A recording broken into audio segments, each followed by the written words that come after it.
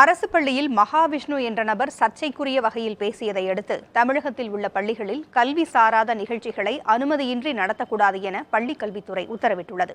சம்பந்தப்பட்ட நபர் மீது நடவடிக்கை எடுக்கப்படும் என்று பள்ளிக் கல்வித்துறை அமைச்சர் அன்பில் மகேஷ் தெரிவித்துள்ளார்.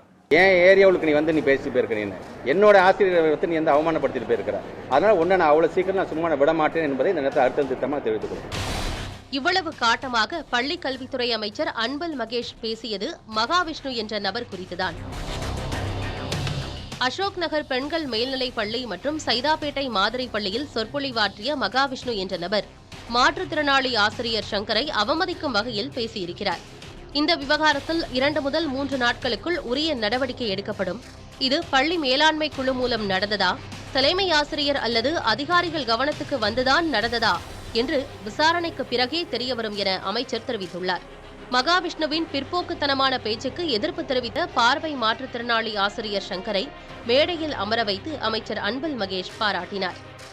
ஆசிரியர் இனம் என்பது எப்படி இருக்க வேண்டும் என்பதற்கு நம்ம சங்கர் சார் மாதிரி ஆளுங்க அதை நீங்க உதாரணமாக எடுத்துக்கொள்ள வேண்டும்.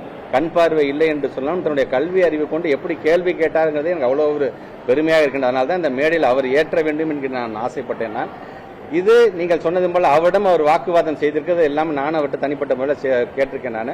பட் அவர் அது சார்ந்து அதுக்கான கம்ப்ளைண்ட் கொடுக்கறதும் கொடுக்காது அவருடைய விஷயம், அது அவருடைய இஷ்டம் என்று சொன்னாலும் எங்களை பொறுத்த வரைக்கும் அந்த காணொலியின் மூலமாக பார்த்ததை வைத்துக்கொண்டு கண்டிப்பாக அவர் மீது அந்த மகாவிஷ்ணு என்று சொல்லக்கூடிய அந்த நபர் மீது கண்டிப்பாக உரிய நடவடிக்கை எடுக்க வேண்டும் என்பதுதான் துறை அமைச்சர். ஏன்னா இது ஏன் பிரமிசஸ், ஏன் ஏரியாவுக்கு நீ பேசி போயிருக்கிறீங்க, என்னோட ஆசிரியரை நீ அவமானப்படுத்திட்டு போயிருக்கிற, அதனால ஒன்றை நான் அவ்வளவு சீக்கிரம் நான் சும்மா விட மாட்டேன் என்பதை இந்த நேரத்தில் அழுத்தம் திருத்தமாக தெரிவித்துக் கொள்கிறேன். கூட நானும் அவருடன் நான் சிலது நீங்க துணிஞ்சு பண்ணுங்க, நாங்கள் நிற்கிறோம் ஏன்னு சொன்னோம், மறப்போம் மன்னிப்போம் இருப்போங்க ஏன் அப்படின்னு சொன்னாங்க. பட் அது அவருடைய பெருந்தன்மையை காட்டுகின்றது. ஆனால் என்னை பொறுத்த வரைக்கும் எங்க சங்கர் சார் அவன் பேசினதை என்னால் கண்டிப்பாக சும்மா விட முடியாது என்பதை நான் தெரிவிச்சுக்கிறேன்.